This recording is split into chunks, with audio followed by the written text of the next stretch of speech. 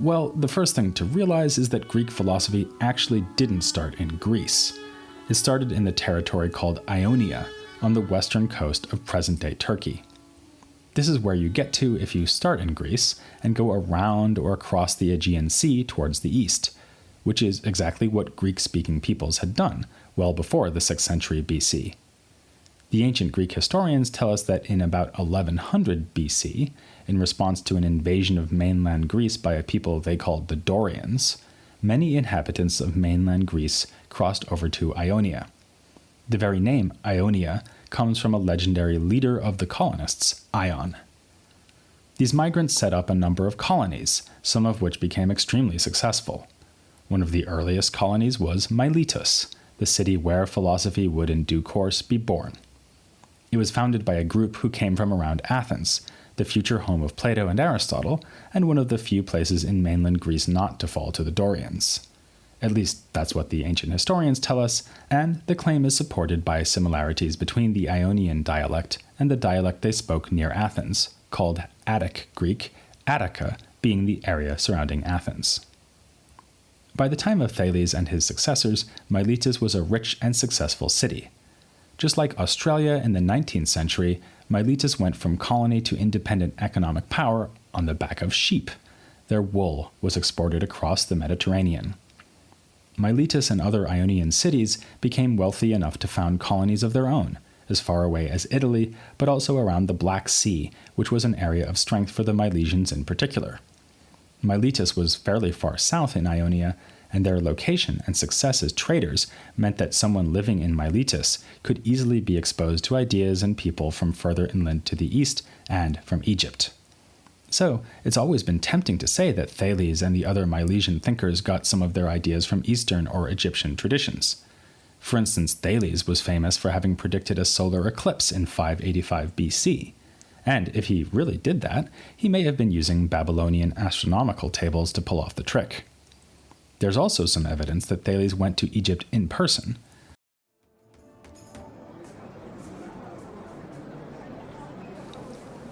Miletus, in any event, was a good place to be in the early 6th century BC if you wanted to become the first ever philosopher. But even Miletus wasn't the sort of town where you could just relax and gaze at the stars trying to figure out when the next eclipse might be coming along. It would be a while before a Greek author would describe full-time contemplation as anything like an ideal or desirable life. But a life of pure speculation was not Thales' style anyway, or so it would seem. He was no detached contemplator, more of an all-purpose wise man. In fact, he was named as one of these so-called 7 sages of the early period of Greece. Another one of the 7, whose name is still remembered nowadays, is Solon, who set down many of the laws governing Athens. Thales' political engagement is best shown by a report that he urged a political union between all the Ionian cities, so that they could resist their neighbors to the east, a policy which, had it been adopted, might have enabled the cities to remain independent for longer than they did. In fact, only a few decades after the time of Thales, Miletus and other Ionian cities fell under the dominion of the Persians. More fun, and also showing a practical turn of mind, is the story about Thales and the olive presses. Supposedly, Thales' knowledge of weather conditions enabled him to predict a bumper crop of olives in the coming season. He went around and cornered the market on olive presses so that he could make a fortune when the predicted crop came in and everyone needed to turn their olives into oil. A less pragmatic Thales appears in a story told by Plato, which has Thales walking along looking at the sky and falling into a well because he isn't watching where he's going. Conveniently for the anecdote, there's a servant woman on hand to laugh at him, underscoring the point that philosophers don't notice the world at their feet because they're so busy looking at the sky. But the evidence we have suggests we should instead imagine Thales as a well-rounded fellow, engaged with the world around him as well as with the nature of the world as a whole. What kind of evidence do we have about him then? Thales and the other earliest Greek thinkers are called the pre-Socratics, even though, as we'll see, some of them actually lived at about the same time as Socrates. For all of these figures, our knowledge is really based on nothing more than tantalizing scraps. People who work in the field call these scraps fragments, but even this makes the situation sound better than it usually is. What we've actually got is works by later ancient authors, or rather copies of works by later ancient authors, who tell us something about, say, Thales or Heraclitus. Occasionally we're in luck, and they quote the early Greek thinkers verbatim, or even better, say they are going to quote them verbatim and then do so. But often, what we've got is a much later thinker telling us what an early thinker thought, and we have to decide for ourselves how close this might be to the original wording or idea. Even if you are lucky enough to have an authentic fragment, it isn't necessarily obvious where the useful information starts and stops. One of our richest sources for the pre-Socratics is Aristotle, and he has a tendency to mix reports of what they thought with educated guesses about what else they must have thought, and why they thought what they thought. Furthermore, he's almost always forcing the pre-Socratics into the framework of his own theories, trying to make his predecessors look like they were groping towards the sublime insights of Aristotle himself. Some of the things I've already mentioned give a flavor of one major dimension of his achievements. He was a scientist in something like the sense we would use the term. If we know anything about him for certain, it's that he was interested in astronomy. The story about the olive presses also shows that Thales had expertise in what we would call the physical sciences, or at least had a reputation for having that expertise, and this is confirmed by other evidence. There's another story about him diverting a river into two branches so that it would be possible to cross it, because each of the two branches would be shallower than a single river. Clever, if not exactly proof that he was a deep thinker. Thales apparently didn't write whole treatises on what we would consider philosophical subjects. He may in fact have written nothing at all, though some sources tell us that he did write a book about navigation at sea. All of this is typical of early Greek philosophy, and in fact of philosophy right up until the modern period. As I've already said, the tendency to separate philosophy from what we call science is a recent phenomenon, and certainly not one most Greek thinkers would have recognized. So, whatever he may or may not have written, this is one reason to say that Thales was the first philosopher. He was the first person to gain a reputation for the sort of independent analysis of nature we describe as scientific. Often Thales and the other pre-Socratics are described as being rational, a departure from the presumably irrational culture that went before them. But this is not a very useful way of looking at it. The main texts we have to illustrate Greek cultural beliefs before the time of Thales are the works of Homer and Hesiod. The pre-Socratics would have seen Homer's Iliad and Odyssey as the greatest touchstones of Greek culture. In the ancient Greek world, they played the sort of role that the Bible did in medieval Europe and that Shakespeare does for us, or used to when people knew their Shakespeare.